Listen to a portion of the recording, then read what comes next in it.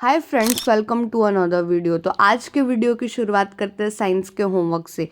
वैसे तो मेरा साइंस का होमवर्क मुझे पहले ही कर लेना चाहिए था, पर मेरा था प्री एनुअल एग्जाम्स इंग्लिश का, तो मैं उसके लिए प्रिपेयर करने लग गई थी, तो मेरे साइंस का होमवर्क पेंडिंग रह गया।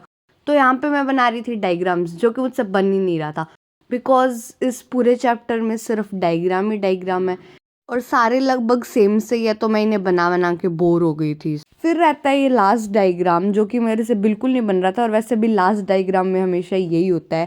फिर मैंने बहुत ट्राई किया इसको मेरी फेयर नोटबुक में बनाने का डायरेक्ट, पर फिर डायरेक्ट तो मेरे से फेयर नोटबुक में बना नहीं, तो मैंने सोचा कि मैं मेरी रफ नोटबुक में बना लेती हूँ। एंड रफ नोटबुक में भी स्टार्टिंग में नहीं बना था, पर उसके बाद में बन गया था। फिर मेरी फेयर नोटबुक में भी बन गया था। ये मेरा एंड फेज था होमवर्क का, पर मैंने सोचा था कि मैं मेरी पूरी नोटबुक में बहुत ही बढ़िया राइटिंग करूँगी, पर ये जब होमवर्क करते और एंड फेज आता है ना, तो उस टाइम पे होमवर्क ख़राब हो ही जाता है, और मेरा भी हो गया। यहाँ पे मेरा होमवर्क कंप्लीट हो गया था, और फिर मैं कॉपी के पेज इधर उधर कर रही थी, बिकॉज मेरे को ये करने में बहुत ज़्यादा सेटिस्फैक्शन फील होता है जब होमवर्क हो जाता है उसके बाद में। देन काफ़ी टाइम से एसएसटी मैंने पढ़ी नहीं थी, तो फिर मैंने सोचा कि मैं क्यों नहीं एसएसटी पढ़ लूँ। और एसएसटी में हिस्ट्री का था chapter first, the French revolution. वैसे तो एक टाइम में मेरे को बहुत अच्छे से याद था, टिप्स पे याद था, पर अभी मैं इसको भूल गई थी।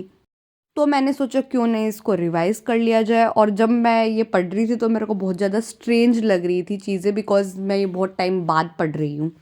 मैंने पहले भी बताया, यहाँ तक तो मेरे को चीज़ें बढ़िया तरीके से समझ आ रही थी, मतलब मेरे को यहाँ तक तो याद था, पर इसके बाद वाला मैं भूल गई थी। एंड मैंने अपनी रीडिंग यहाँ पे थोड़ी फास्ट कर ली, क्योंकि मेरे को पता था मेरे को ऐसे तो समझ आएगा नहीं, तो थोड़ा सा मैंने सोचा एनसीईआरटी में से पढ़ लेते हैं। फिर यहाँ पे मैं एनसीईआरटी में देख रही थी वो टॉपिक, जो कि मेरे को काफ़ी टाइम तक तो मिला नहीं, फिर मेरे को फाइनली मिल गया। एंड एनसीईआरटी में भी मेरे को लैंग्वेज हार्ड लग रही थी, बिकॉज जब मेरे को समझ नहीं आता है तो फिर मेरे साथ ऐसा ही होता है। देन मैंने इसको थोड़ा सा स्लो स्लो पढ़ा, ताकि मेरे को ये चीज़ें याद हो जाए। देन मैंने अपने नोट्स तो लर्न कर लिए थे और उनको बहुत अच्छे से रीड कर लिया था, तो नोट्स तो मेरे माइंड में अच्छे से सेट हो गए थे। फिर मैंने सोचा कि क्यों नहीं एक वन शॉट लिया जाए, जिससे चीज़ें और ज़्यादा क्लियरली माइंड में सेट हो जाए, तो मैंने वन शॉट लिया। फिर मैंने खोली अपने 45 डेज चैलेंज की नोटबुक, जिसमें मैंने देखा मेरा सिलेबस। वैसे तो मेरा सिलेबस लगभग कंप्लीट कर लिया था मैंने एसएसटी के अंदर। पॉलिटिक्स के अंदर मैंने मेरा चैप्टर सारे कंप्लीट कर लिए थे, एंड इकोनॉमिक्स में भी मैंने कंप्लीट कर लिए थे। हिस्ट्री में मैंने स्टार्ट भी नहीं करा था। जियोग्राफी में मेरे 2 चैप्टर हो गए थे। मैथ्स में काफ़ी सारा सिलेबस कंप्लीट हो गया था। साइंस में मेरा हाफ बचा था, एंड मैंने मैथ्स के चक्कर में इतनी सारी मेरी नोटबुक भर दी।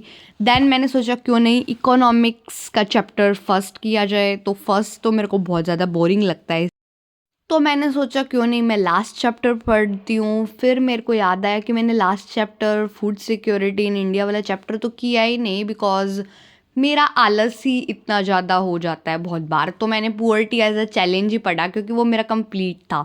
वैसे तो ये मेरे को चैप्टर बहुत बढ़िया तरीके से आता था, पर मैं भूल गई थी। अब मेरे को ये बहुत अच्छे से याद हो गया था, एंड नाइट का टाइम था, तो फिर मेरे को नींद आने लग गई थी। So yeah that's all for today's video. I hope you like it. Bye, thanks for watching.